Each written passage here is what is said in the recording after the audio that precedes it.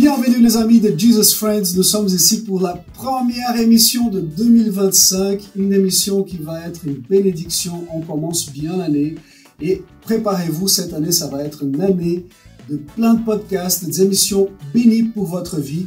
Aujourd'hui nous avons l'honneur de commencer ce premier podcast 2025 avec le directeur d'Adelea Academy. Il est aussi devenu récemment président de la prière pour la Suisse. C'est un pasteur, un worship leader, il est pianiste.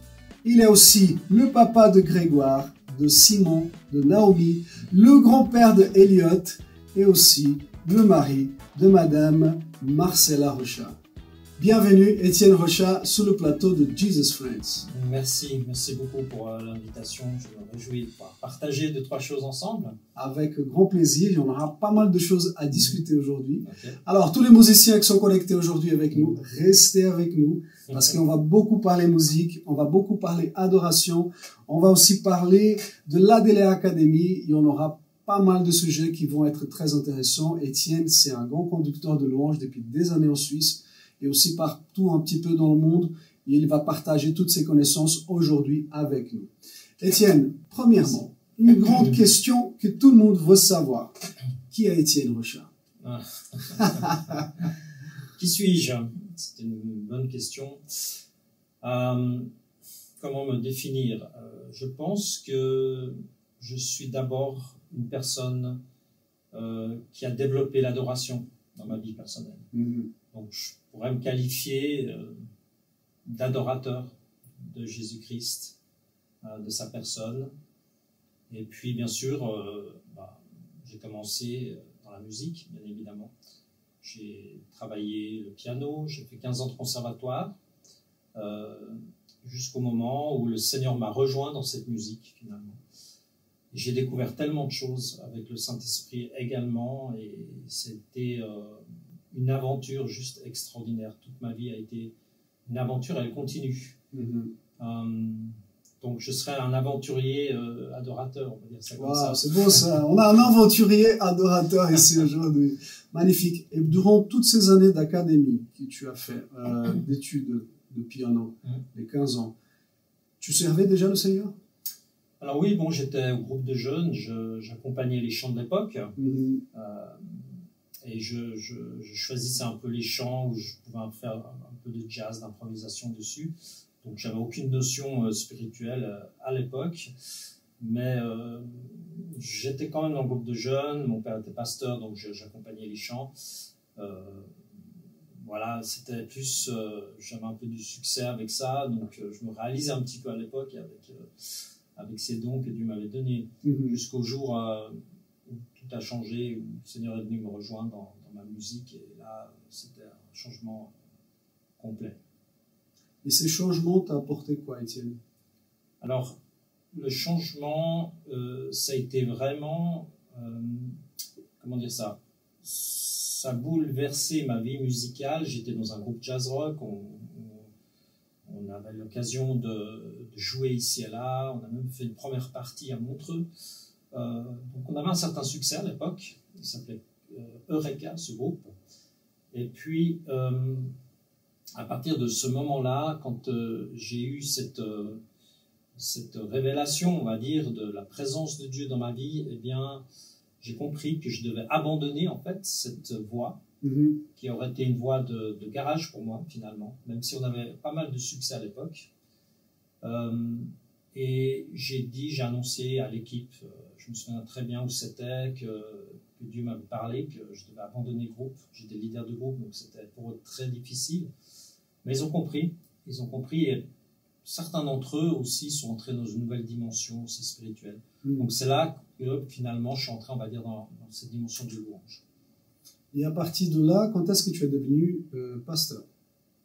Alors, le ministère pastoral, il s'est fait, je dirais, peu à peu, progressivement. Donc j'étais d'abord responsable du ministère musical des Églises libres, donc j'ai mis ça en place, et c'était vraiment des temps assez incroyables. On a fait une comédie musicale à l'époque qui a rassemblé 5000 chrétiens. On oublie parfois, mais c'était vraiment un succès musical, un succès spirituel. Et donc voilà, peu à peu, les choses se sont développées finalement. J'accompagnais, je remplaçais en fait souvent aussi les pasteurs, là où il y a des besoins dans le cadre de l'église libre. Donc j'étais un peu la roue de secours de l'église libre, mais ça me convenait très bien. Et puis peu à peu, il y a eu une demande d'une église si je voulais pas être co-responsable au niveau pastoral. Et j'ai vécu quelques belles années aussi à ce niveau-là. J'ai expérimenté, j'ai développé en fait une autre corde à mon arc qui me manquait. Comme j'avais un père pasteur, je connaissais un peu la musique. Voilà. C'était vraiment très enrichissant. Ouais. Ok.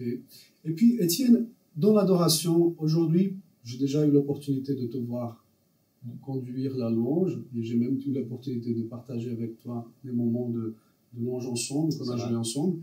Et je me souviens très bien de ces moments-là. Je me souviens aussi très bien de la façon que tu conduis la louange et aussi de la présence du Saint-Esprit. Et si tu devais dire quelque chose aux musiciens aujourd'hui concernant la façon de conduire la louange, quel est le conseil que tu donnerais à nos musiciens? Alors, je leur dirais ceci, c'est de laisser couler la rivière. Qu'est-ce que ça veut dire? Pour moi, la louange, l'adoration, ce n'est pas une louange jukebox où on enfile des chants les uns derrière les autres, mais c'est plutôt laisser couler une rivière. Et dans cette rivière, cette présence de Dieu, il y a des chants. Et ça change un petit peu la perception de la louange et de l'adoration. Donc, plutôt d'abord s'ouvrir à la rivière, c'est-à-dire la présence de Dieu, à l'intention du Saint-Esprit, qu'est-ce qu'il veut faire aujourd'hui dans cette assemblée, donc une dimension d'abandon aussi et de recherche de la présence de Dieu. Et après, une fois qu'on est dans cette rivière, on essaie d'amener les gens dans cette rivière de grâce.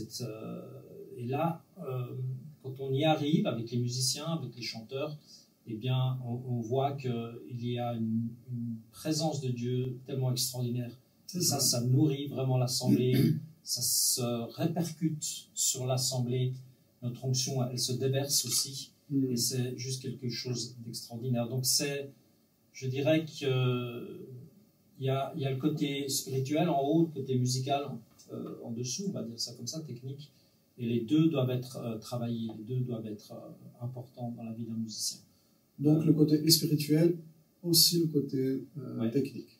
Justement, surtout on a de la technique ces temps, et je trouve que c'est un peu déplorable, la technicité. On fait des copier-coller de certaines, on va pas les nommer, et puis les musiciens sont stressés, ils sont astreints à essayer de jouer, à faire de la musique. Essayer de copier-coller certaines choses. Voilà, exactement. Et au final, on ne sent pas qu'il y a vraiment une ouverture à l'action de l'esprit. Ou s'il veut faire quelque chose, le Saint-Esprit, il est vraiment dans une boîte. Donc tu penses que cela peut aussi couper un peu la liberté dans l'esprit de pouvoir... Ouais, complètement. Ouais. Je pense que si on est on s'ennuie parfois dans une certaine louange, c'est juste des chants, faire de la musique. Donc je ne suis pas contre cela, moi-même, mais enfin un concert dans ce cas-là où on ne dit pas qu'on fait de la louange ou de l'adoration. Donc tu penses qu'il y a une différence? Tu penses qu'il y a une différence entre un concert et un moment d'adoration?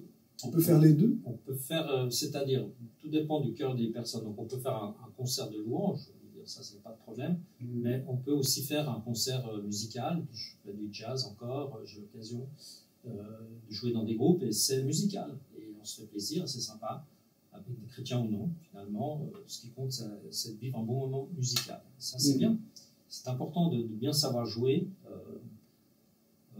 J'ai travaillé énormément d'heures de piano jusqu'à 6 heures par jour, etc. Donc souvent les gens disent « Ah, ça coule la manche ». Mais ils ne voient pas le travail, non, mais les gens ne voient pas tout ce qui est déjà en backstage. Et aussi beaucoup de travail, beaucoup de souffrance aussi parfois, parce qu'il faut tenir bon. Mais voilà, donc ça c'est le côté musical, mais clairement ça ne suffit pas pour animer la louange. Il faut aussi avoir une dimension spirituelle qui vient couvrir en fait la musique. Et je dirais que c'est même le plus important. Je préfère avoir, disons, des musiciens qui ont compris cela, qui ont une onction, qui ont compris comment le Saint-Esprit peut fonctionner dans une assemblée, et qui sont peut-être moins qualifiés musicalement, plutôt que d'avoir des super champions qui sont là juste pour jouer, et montrer tout ce qu'ils savent faire. Et là, ça nous déconcentre et on sent, il y a un ressenti qui est assez finalement qui nous amènent pas dans la présence de Dieu, qui nous élèvent pas, mais plutôt on les attire. Ils attirent les gens vers eux. Et à la fin, on a envie d'applaudir. C'est pas le but. Le but, c'est qu'on puisse adorer, qu'on puisse dire ouais, c'était un temps à la présence de Dieu. Ta musique, elle m'a inspiré. Voilà, cette dimension aussi bien spirituelle, supérieure, et l'aspect technique qui aussi, bien sûr, demande d'être travaillé. Et aujourd'hui, puisqu'on parle de ça, je sais que tu es directeur d'une académie de musique qui s'appelle Adelea. Adelea Academy, oui. Voilà. Est-ce que tu peux nous en parler un petit peu de cette académie? Elle est ouverte à toute personne qui veut venir étudier la musique. Vous apprenez quoi? Vous apprenez que la musique ou vous apprenez aussi la vie avec Dieu, l'adoration, l'intimité et tout ce qui va avec? Oui, alors, ce qui est intéressant dans cette académie, ce qu'on a voulu mettre en place avec mes collègues, c'était en fait de pouvoir déverser notre connaissance et nos expériences dans la vie de plus jeunes, pour aussi avoir cette dimension de transmission, d'un héritage, de choses qu'on a perçues, comprises. Et on a défini en fait 3 piliers dans cette école. Donc c'est pas uniquement la louange et la musique. Donc c'est vraiment ouvert même aux non-musiciens, on va dire. Donc ces 3 piliers sont, le premier, bien sûr, louange et adoration. Donc on développe, on a le lundi par exemple. Louange et adoration. Ouais. Donc le lundi par exemple, on a un enseignement solfège, il y a des débutants qui jouent guitare, piano, pose de voix, composition, etc. Donc vraiment un aspect musical pointu, oui. Avec un prof qui s'appelle David Tellier, qui est d'ailleurs mon beau-frère, un musicien extraordinaire qui joue tous les instruments et qui amène vraiment les élèves dans une... voilà, qui les motive vraiment pour apprendre la louange, l'adoration et un instrument. L'idée derrière ça, c'est que par exemple, si quelqu'un veut implanter une église, il faut qu'il ait des notions un peu de tout. Et c'est un peu le but de l'école, en tout cas, qu'il puisse en tout cas faire quelques accords au piano ou à la guitare. Et donc un jeune qui rentre dans l'école Adelea, il prendra combien de temps pour sortir de là, prêt pour l'attaque?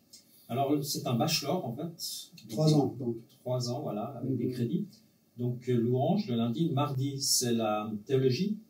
Donc toutes les bases théologiques sur 3 ans. Je pense que voilà, c'est des enseignants très qualifiés aussi. Oui. Et c'est super important d'avoir, je le dis aussi, une bonne théologie est importante parce que c'est quand même la colonne vertébrale de tout ce qu'on fait. Bien sûr.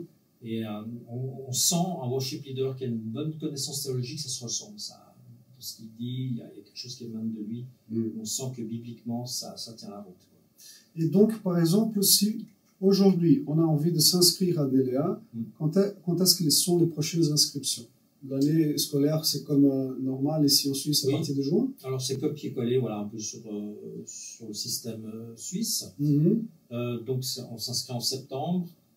Enfin, on s'inscrit avant, bien sûr, depuis maintenant, le début de l'année. Et ça commence en septembre, c'est 10 mois jusqu'en mai, de septembre à mai. Déborde un peu sur juin, etc. Et puis, voilà, donc il y a bien sûr il y a un entretien. On essaie d'orienter aussi l'étudiant, voir si c'est quelque chose qui peut lui correspondre. C'est un travail, c'est une école nouvelle qui n'existe pas en francophonie aussi. Vous avez une journée de portes ouvertes? Oui, on n'a pas encore fixé la date, mais on va prévoir ça. Ok, on mettra sur les réseaux aussi. Très bien, donc pour ceux qui sont intéressés de connaître un petit peu Adelea Academy qui se trouve à Genève, pas très loin de notre studio ici, donc on va mettre le lien aussi dans notre description. Vous pouvez aller voir un petit peu le site, voir comment s'inscrire, voir les jours de portes ouvertes. Et peut-être pour votre enfant, même vos ados qui sont à la maison, qui ne savent pas trop quoi faire, mais qui veulent commencer quelque chose dans la musique, bah au moins qu'ils commencent dans le bon endroit et pas dans des écoles un peu bizarres. On va continuer notre émission avec quelque chose qui s'est passé récemment dans la vie d'Étienne. En fait, il y a eu 2 grandes choses qui sont passées récemment dans ta vie. J'aimerais parler premièrement, Étienne, du fait que tu es devenu président de la prière pour la Suisse. C'est pas rien, c'est quelque chose de très important. Et aussi, je pense qu'au niveau spirituel, c'est aussi c'est une responsabilité très grande. Donc, c'est quand même gérer quelque chose d'important qui est la prière, et surtout pour la Suisse. Est-ce que quand on parle prière pour la Suisse, on parle aussi de prière pour le monde, ou vous êtes focalisé sur la prière pour la Suisse? Alors, je vais répondre en ce qui concerne les nations, mais peut-être avant, je vais juste expliquer comment je suis arrivé à ce poste de président pour la Suisse, parce que beaucoup me demandent mais comment ça se fait, etc. Alors ma réponse est très simple, c'est que c'est vraiment Dieu qui m'a mis en place. Je m'explique. Lors d'un comité, j'étais déjà membre du comité pendant une année environ, et un jour, je me suis dit, je pense que je vais démissionner parce que quand même c'est beaucoup de trains, c'était donc à Holton, et puis c'était tout en allemand, et puis c'était peu traduit, donc je m'étais dit, je pense que voilà, j'ai fait mon temps là-bas, et puis quand je suis arrivé dans cette session, ils m'ont demandé de la présider. Bon, pourquoi pas, donc j'ai présidé la séance, et comme je fais souvent, eh bien, on prend un temps de louange aussi toujours. Je ne peux pas faire quelque chose sans d'abord vraiment être connecté avec l'Esprit de Dieu. Et pendant ce temps-là, chose assez incroyable, le Saint-Esprit m'a vraiment parlé. J'avais l'ancien président qui était en face de moi, comme toi, qui s'appelait Hans-Peter. Et à un moment donné, vraiment, dans la louange, le Saint-Esprit me parle et il me dit, je suis en train de parler au cœur de Hans-Peter, l'ancien président, et de lui dire que ce sera toi le prochain président. Wow. Wow, exactement. On s'est regardés les deux, on a senti qu'il y avait un truc, mais bon, voilà, on est rentré, rien, enfin voilà. Et puis le lendemain, je reçois un téléphone d'une collègue du comité qui me dit, je sais pas, mais j'ai eu l'impression hier que, je sais pas, est-ce que tu serais d'accord de reprendre la présidence de prière pour la Suisse? Moi, je n'ai pas dit que j'avais entendu cette voix, rien du tout. J'ai dit, écoute, on va prier, et puis on pose une toison. Si c'est vraiment cela, il faut que ce soit Hans-Peter lui-même qui me demande, et deuxièmement, qu'il démissionne, parce qu'il n'était pas question à l'époque qu'il donne sa démission. Donc deux impossibilités. Une qui donne sa démission, et l'autre qui me demande à moi, le petit genevois du bout du lac, là. Donc, bon, on prie, et puis 3 jours plus tard, j'ouvre un mail, je me souviens, on était à un restaurant avec mon staff, et je lis cela, cher Étienne, lors de notre dernière rencontre, quand on était dans la louange, j'ai reçu dans mon cœur que ce serait toi le prochain président. Est-ce que tu es d'accord d'accepter ce mandat? Donc il y a eu exactement un copier-coller des mêmes mots, aussi bien pour l'un que pour l'autre. Impressionnant. Et à partir de là, bien sûr que j'ai dit oui, parce que quand Dieu se révèle. C'était juste une confirmation. Voilà, en fait. quand Dieu se révèle à nous, il faut obéir. Il faut marcher à la lumière de la révélation, sinon on est des déserteurs. Donc j'ai dit oui, et puis ça, étonnamment, tout le monde a accepté. J'ai jamais eu de remise en question sur ce poste-là en tant que président de prière pour la Suisse. Donc, quand Dieu dit, il ouvre les portes et il confirme, vraiment. Donc, je suis arrivé, en connaissant même pas vraiment prière pour la Suisse à l'époque. Ça fait maintenant 2 ans et demi. Je fais à peu près le contour maintenant voilà, il y avait aussi des tensions que j'ai dû résoudre. Donc, j'ai fait beaucoup d'heures de train, mais on a eu des connexions qui étaient un peu distendues avec le Valais, le Tessin, le Grison, Zurich, et on a eu l'occasion, et on avait la main de Dieu vraiment pour rassembler encore tous les intercesseurs, et récemment, le 1er août, tu y étais, ton épouse. C'était magnifique. On était environ 3000 chrétiens à Espace Gruyère, où effectivement on a pu louer ensemble. C'était une journée fantastique, parce que ceux qui venaient, ils avaient un cœur vraiment ouvert pour la louange et pour la prière. Et j'étais assez impressionné quand même de voir déjà 3000 personnes très tôt le matin qui se pointent dans un endroit pour adorer le Seigneur de cette façon-là. C'est pas courant en Suisse, déjà, qu'on voit autant de monde se rassembler de cette façon-là. Et aussi, ce qui était très impressionnant, nous avons discuté avec Sabrina, mon épouse, quand on est parti, c'était la présence du Saint-Esprit dans cet endroit. C'était quelque chose de limite, voilà, de tangible. Et de voir tous ces drapeaux, toutes ces personnes en adoration, vraiment, que ce soit de plus petits au plus âgés, c'était quelque chose d'impressionnant. Ouais. Donc vraiment, j'invite à tous ceux qui veulent connaître cette journée magnifique de la prière pour la Suisse. Chaque année, c'est la même date? Alors non, on fait tous les 2 ans en fait, Tous les mais 2 ans. c'est le 1er août effectivement. C'est le Donc 1er août. on vous invite pour le 1er août 2026. Voilà. Et là, peut-être on prendra encore peut-être un petit stade ou quelque chose parce que on était quand même bien limite. Ouais, c'était limite là, hein, l'espace. Donc c'est des bons problèmes. Ouais, effectivement. Bah écoute, on te souhaite vraiment que Dieu puisse continuer à te conduire dans cette présidence. Merci beaucoup. Et comme on avait posé la question avant, on avait parlé aussi, puisque on parle de la prière de la Suisse, est-ce que tout ce groupe de Suisses qui se rassemble de tous les cantons, est-ce que vous envisagez aussi ou est-ce que vous priez aussi pour d'autres pays ou vous êtes focalisé que sur la Suisse? Alors, dans un premier temps, on a été surtout focalisé sur la Suisse, toute la problématique qu'on a dû résoudre, certaines relations. Donc, on a mis beaucoup d'énergie pour d'abord la Suisse, ça c'est sûr, mais maintenant, je crois qu'il y a une ouverture pour prier vraiment pour les nations.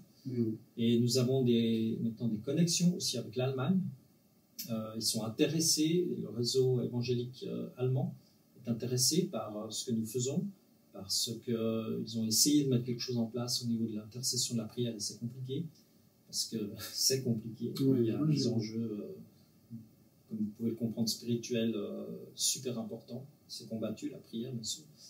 On prie bien sûr pour Israël, ça c'est sûr que c'est sur notre cœur aussi, c'est un mandat de prière pour la Suisse. Et puis, selon ce que l'Esprit nous montre, je pense aussi pour la France, on va commencer l'intercession. Moi, j'ai l'occasion de voyager. Effectivement, j'ai eu l'occasion d'aller dans 17, même 18 nations différentes. Et récemment, on m'a demandé de représenter Prière pour la Suisse en Chine. Wow.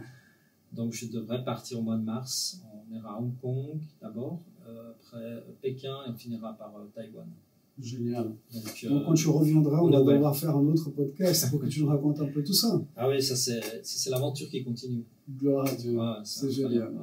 Et il y avait aussi, en changeant totalement de sujet, donc j'aimerais quand même vous préciser que la prière pour la Suisse, ils ont un site, nous allons aussi mettre dans la description. Vous pouvez suivre aussi, connaître un petit peu tout le mouvement de la prière pour la Suisse. C'est traduit aussi en français, Étienne, non? Oui, et italien. Et italien. Donc, c'est vrai que vous avez fait des chants en italien ces jours-là, en allemand, en français et en espagnol, si je ne me trompe pas. C'était très, très riche, le mouvement, vraiment. Bravo pour tout ça, que Dieu continue à te bénir. Est-ce que tu aurais un petit message à tous ceux qui pensent que tu ne devrais pas être à cette place-là?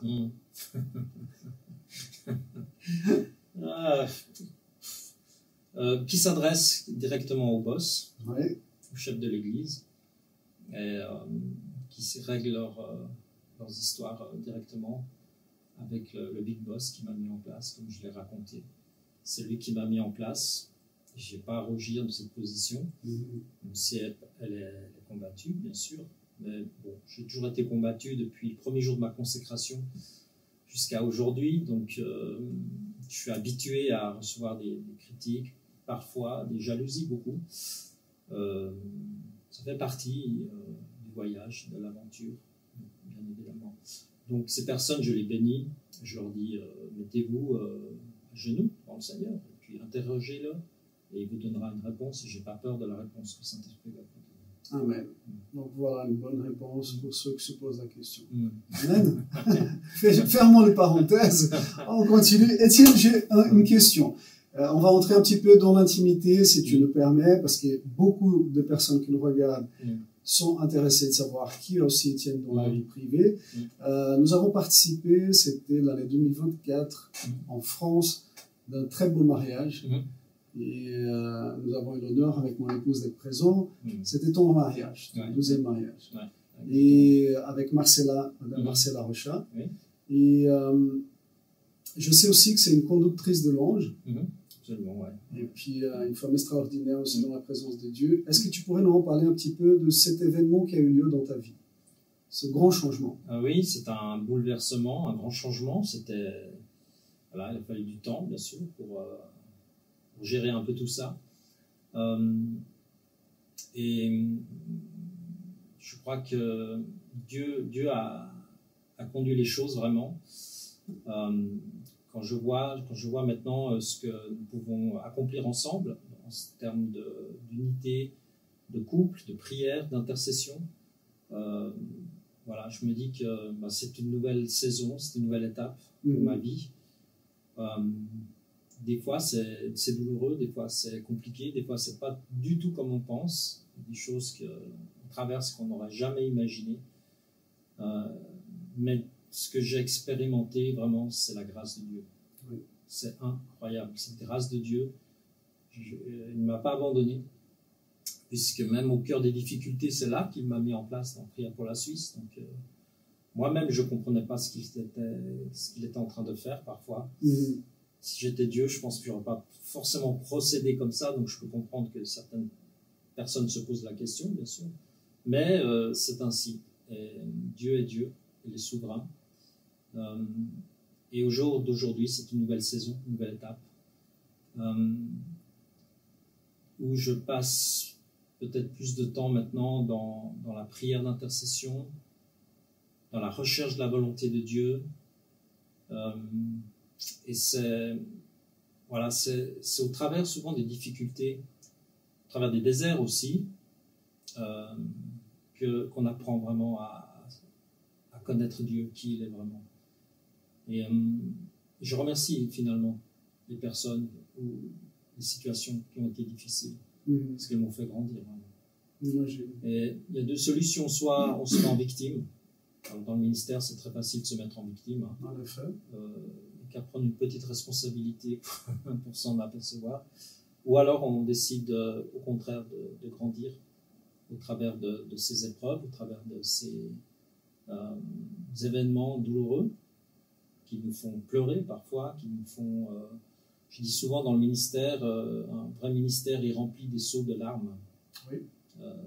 Ça se passe dans le lieu intime, dans le lieu secret, parce que je suis un petit peu plus intime là. Personne ne le voit, mais tout se passe en backstage. C'est là que Dieu nous relève, c'est là que Dieu nous restaure, c'est là qu'on confesse aussi nos fautes, nos erreurs, nos péchés, nos échecs. C'est clair que ça fait partie du voyage. Je dirais malheureusement ou heureusement, je ne sais pas. En tout cas, c'est ma vie, c'est mon expérience.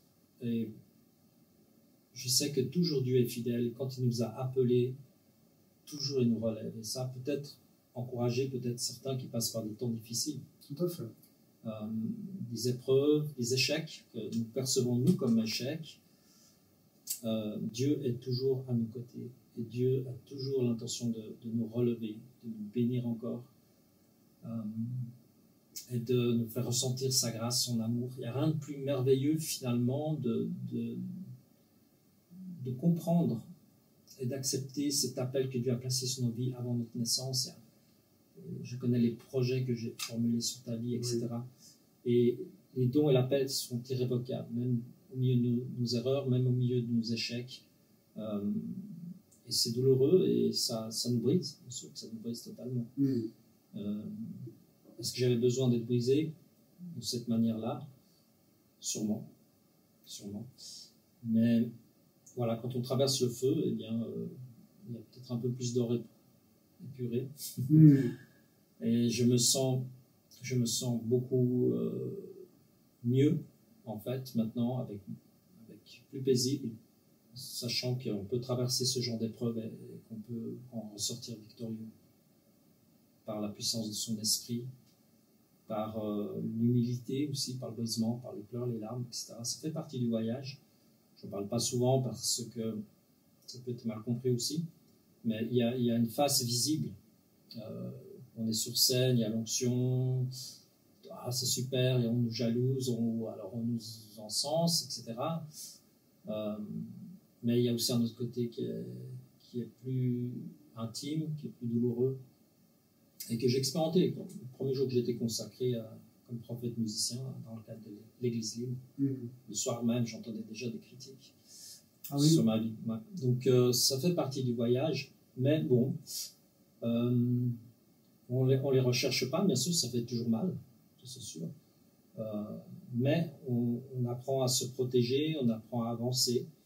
Donc, voilà un petit peu ma vie. Et c'est vrai que maintenant récemment, avec mon mariage avec Marcella, cette nouvelle dimension. Je crois que elle-même, je vais faire un peu de pub pour elle, hein, aussi, Normal.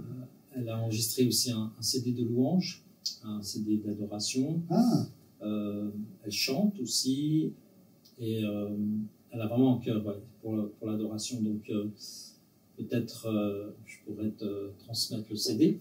bien, bien, avec grand plaisir. De pub. Et voilà, donc pour moi, c'est vraiment un soutien, une aide maintenant pour continuer la nouvelle saison, effectivement. Et donc on peut dire, Étienne, qu'après toute cette période de tempête dans ta vie, de désert, de jugement des autres personnes, de regards bizarres, on peut dire que dans toute cette caverne cette période de caverne que tu as traversée dans ta vie, c'était Dieu en train de travailler effectivement. En fait, on peut dire qu'il a pris ce qui s'est passé, il a transformé en bénédiction dans ta vie. Il a d'abord transformé certaines choses en toi, et ensuite, pour couronner le tout, je pense qu'il a dit, écoute, tu as besoin quand même de quelqu'un à côté de toi. Je vais te mettre quelqu'un qui va faire ce chemin de ministère avec toi. Il a mis une conductrice de louange, elle chante, elle est aussi dans l'adoration comme toi. Et en plus, si j'ai bien compris, elle est aussi infirmière à l'hôpital. HUG à Genève, oui, effectivement. Voilà, donc tu as été gâté, Étienne, on peut dire, par Dieu. Oui, absolument. C'est magnifique. Donc on voit vraiment le soin de Dieu dans ta vie, même après toute la tempête. Oui, effectivement, c'est un Dieu de grâce. Et encore une fois, c'est dans les difficultés on se rapproche tellement de Dieu, qu'avec le recul, il y a des choses qu'on regrette, bien évidemment, il y a des choses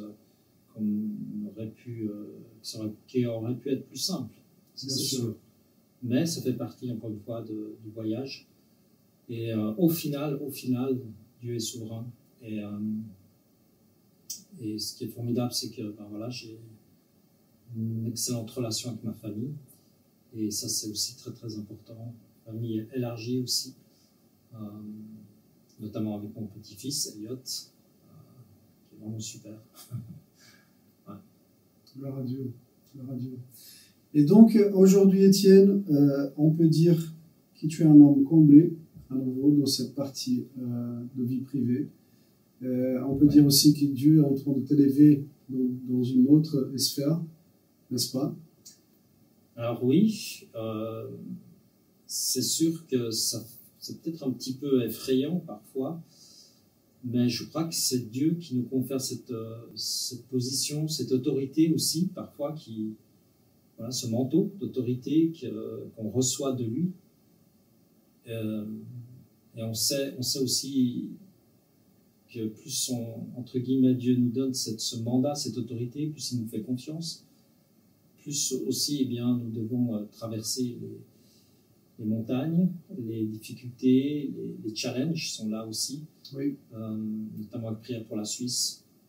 Mais au final, quand on voit ce que Dieu est capable de faire dans notre pays, les rassemblements, l'adoration, la louange, la prière, quand on vit ces moments que j'ai vécu avec ton épouse, je crois que c'est un baume aussi qui nous permet de continuer, qui nous encourage, qui dit ça vaut la peine de payer le prix. Oui, il y a un prix à payer, c'est clair. Et je dirais le prix suprême, c'est de tenir bon. Je crois que c'est cela pour moi. Je dirais, la seule chose que je me félicite moi-même, on va dire ça comme ça, c'est d'avoir tenu bon jusqu'à aujourd'hui, malgré tout. C'est glorieux et c'est lui, c'est le Seigneur qui m'a maintenu toujours, et c'est formidable de pouvoir continuer cette aventure. Je me réjouis beaucoup de tout ce qu'on va encore vivre ici et là, de voir la présence de Dieu se déverser. Moi, je crois dans un réveil. Depuis tout petit, j'ai reçu ça, parce que je ressentis depuis l'enfance en fait cet appel dans ma vie.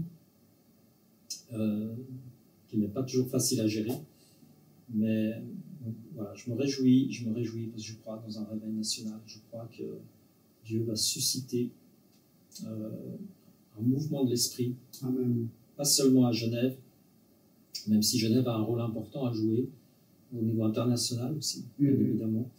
Je crois que la Suisse va sortir, va revenir, j'avais ce mot, revenir à l'éternel. Il y a un héritage extraordinaire en Suisse. Il n'y a qu'à voir les chalets, quand vous voyagez un petit peu, il y a des versets bibliques sur les chalets encore.